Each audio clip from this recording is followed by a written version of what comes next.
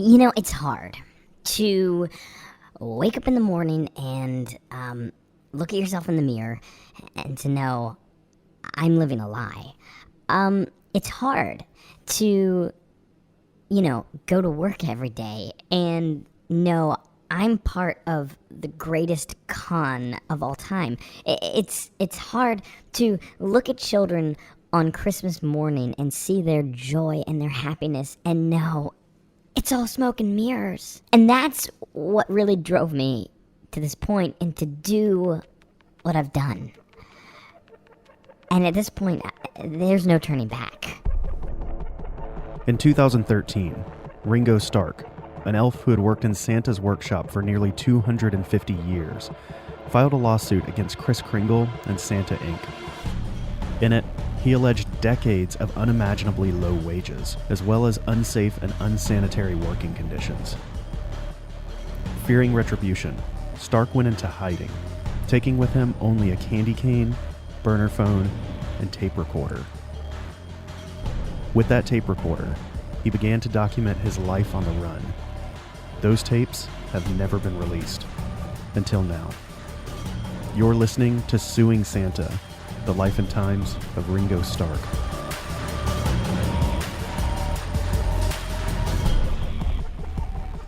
Before we get started, there's something you need to know about Ringo, and it's kind of shocking.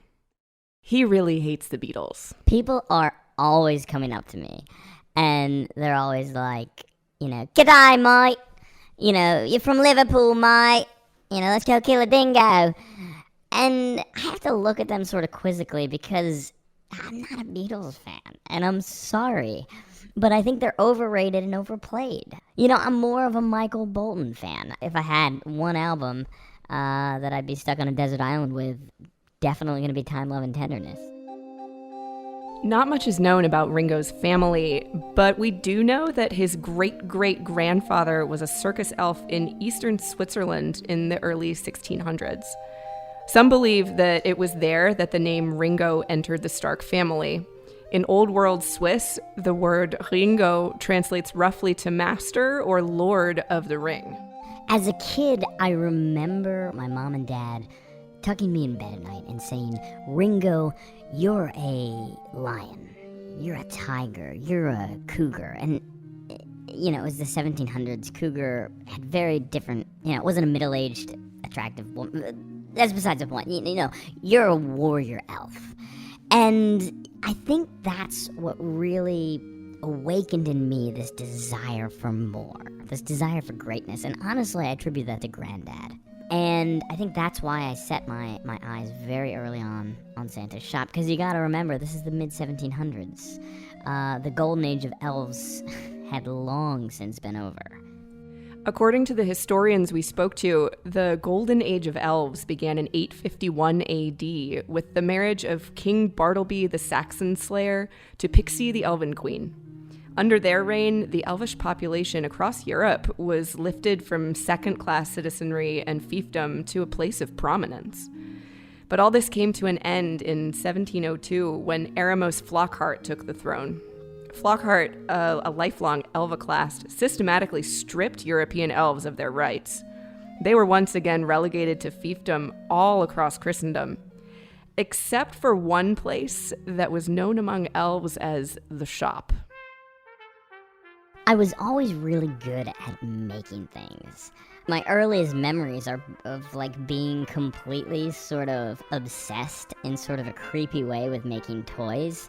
I remember my first toy actually was this musket, and it fired this sort of wooden sphere that I carved, and I ended up kind of killing the neighbor's cat, or cats, by accident, and it, spent a couple weeks in the stocks, and it was this whole affair. I don't want to go there.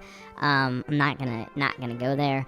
There's two sides to every story, and I think it's worth keeping that in mind. But I knew from the time I was a kid exactly where I wanted to go.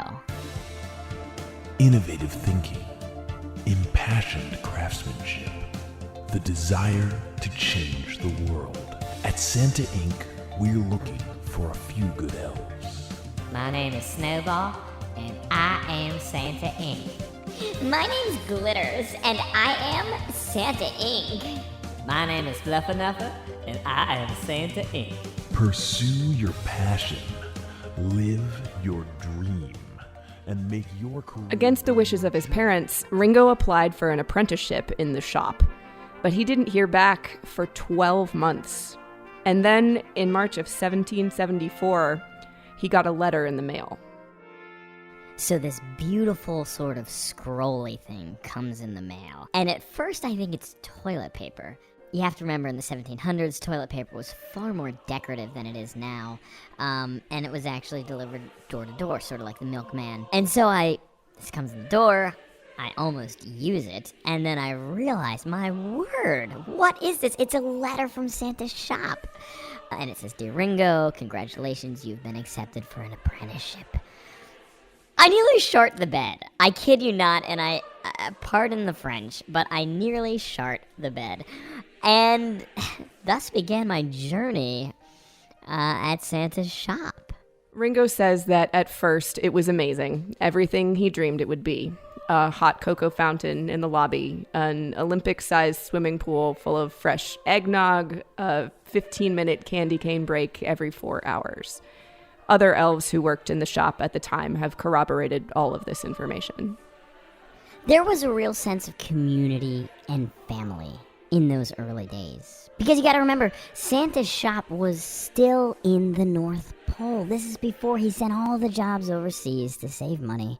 So here we are in this small shop making toys by hand.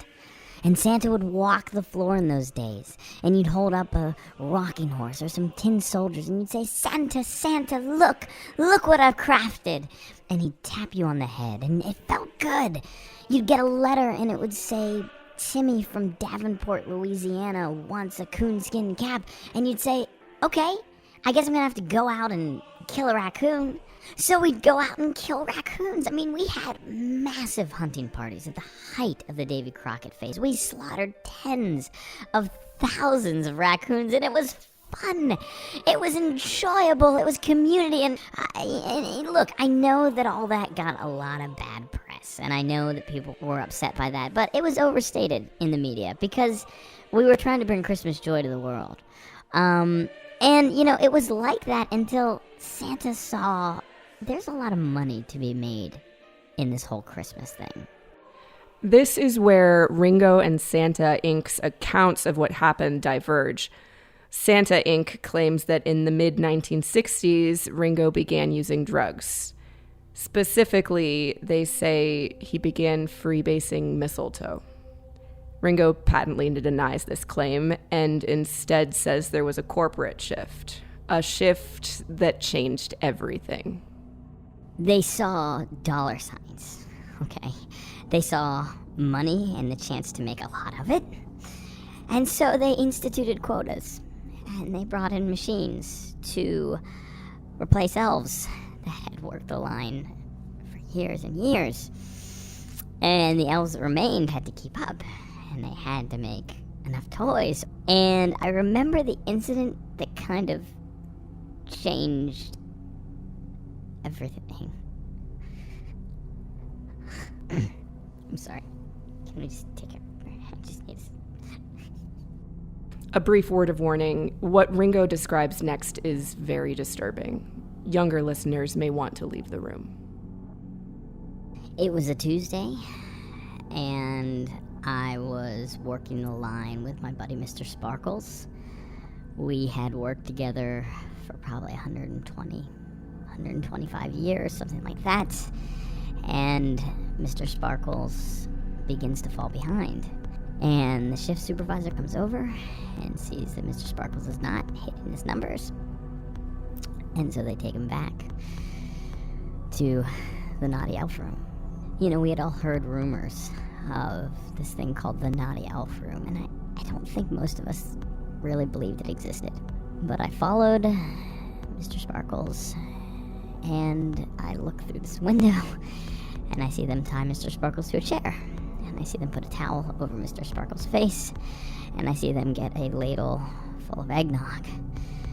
And they begin to pour the eggnog on the towel on Mr. Sparkles' face, and I realized, my word, They're nogboarding him. Suing Santa, The Life and Times of Ringo Stark has been a production of Vinegar Hill. It was written and produced by David Altrogi. To learn more about Ringo's case or to submit a question about life as an elf, visit suingsanta.com.